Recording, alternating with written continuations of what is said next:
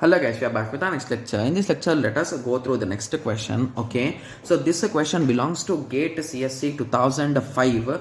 The given question is in a schema with attributes A, B, C, D, E, following a set of functional dependencies are given. Okay, so which of the functional dependency is not implied by the above set? So basically, which of these does not belong to this is the question. Okay, so let us go option by option, guys. So option A says that CD implies A. Okay, so if a CD is AC. So if a CD is available, so I think we can directly find closure and we can find it, right? Yes. So if a CD is given, from CD I can go to E, from E I can go to A, from A I can go to B. Okay, so I already got A and C, right? Yes. So this option is absolutely true. Moving on to option B. Option B says that BD implies a CD. So let us apply BD closure. So BD closure, first you will get a BD. From a BD, we can go anywhere. The answer is no. So we cannot go anywhere. Hence, this is the correct answer, guys.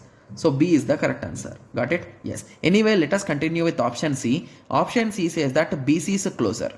So BC closure is first BC. So from B I can go to D. From CD I can go to E. From E I can go to A. So already CD has been covered. So this is also correct. But this is wrong. This is correct. Moving on to option D. AC is a closure. When it comes to AC is a closure, from AC I can go from A I can go to B. From B I can go to D. From CD I can go to E. From E I can go to everything has been covered. So this is also correct.